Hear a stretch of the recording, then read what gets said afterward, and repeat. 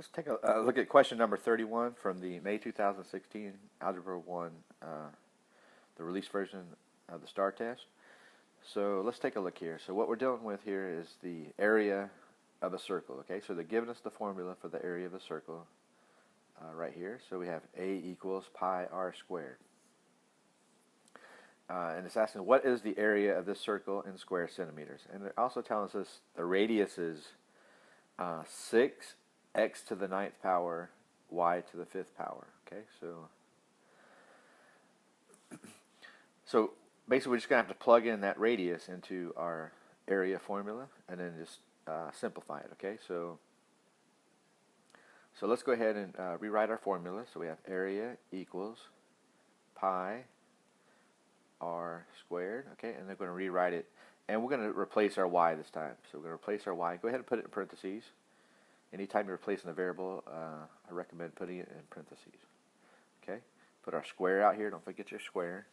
And let's put in what they're telling us our radius is. They're saying our radius is 6 times x to the 9th power times y to the 5th power. Okay, so all that together.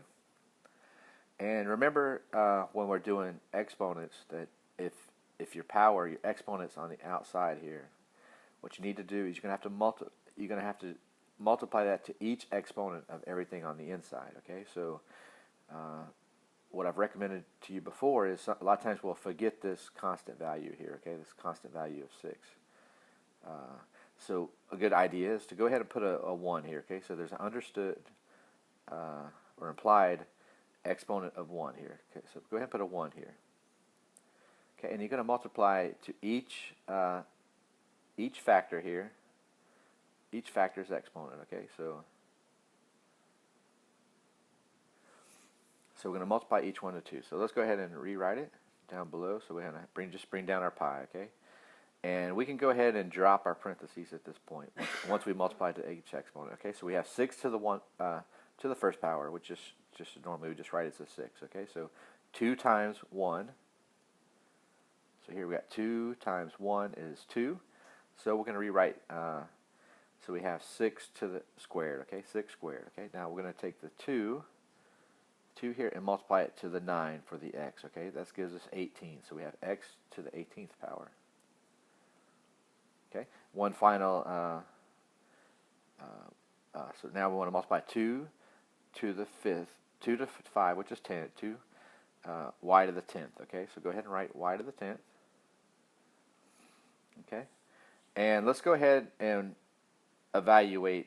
We're not going to be. These are already in simplest terms here. Okay, we don't have any other factors that we can combine with the same base. So these are already complete, and pi is just pi right at this point. So let's take our constant value here. So 6 squared gives us 36. That means 6 times 6. So 36. So let's put the numerical part in the front. So we have 36, and let's put our pi in there second. Our x factor next. We have x to the 18th power, and then y to the 10th power. Okay, so let's look at our answer possibilities, and let's go ahead and rewrite that one. So this should be to the 10th power, and let's look at our answer choices. So the answer choice A has a 12 as the constant value. Let's go ahead and mark it out. D has a 12 as well. Okay, so now we have 2 with 36. So now we need to narrow down from B and C. So they both have a pi, and then I'll look at x to the 18th power. Okay, so this one has to the 18th, this has to the 11th. Okay, so it's looking like answer choice B, and let's double check our y value. Okay, y value to the 10th, which matches ours. Y to the 7th doesn't match. So answer choice B is going to be the correct choice. So the key to this one is make sure you put in parentheses when you replace your radius in the formula. Make sure you put it in parentheses before you substitute in for your r. Okay, your radius. All right, make sure you put it in parentheses. Also, a good idea is to take your the constant value, any power you have here that doesn't have an exponent, put a 1 as an exponent there. Just as a reminder, you need to multiply it to that factor as well. Okay, so here we took the 6, the constant value of 6 here. We gave it an exponent of 1 just as a reminder that we need to apply the 2 out here to it.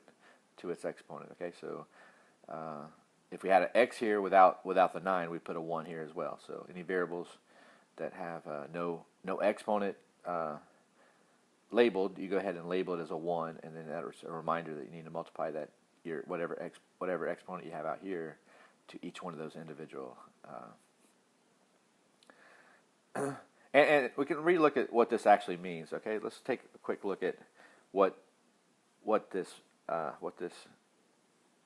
our radius squared means. Okay, so we have 6x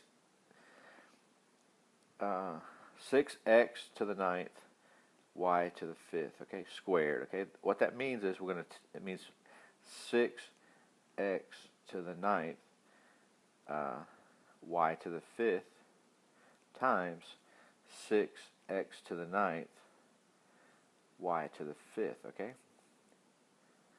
so this is kind of this explains why we have to distribute to every factor inside the parentheses. Okay, so 6 times 6 is 36. Okay, and then now we have x to the 9th times x to the 9th. So same base, you want to add exponents. Okay, so that gives us x to the 18th. Okay, and then take our y to the 5th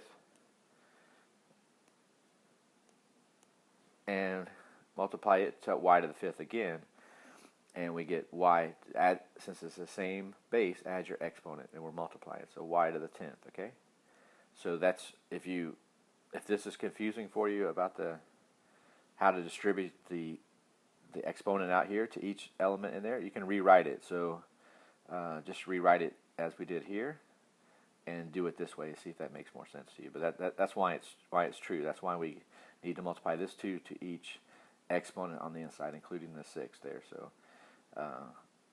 so there's a couple different ways to look at it. Hopefully that helps.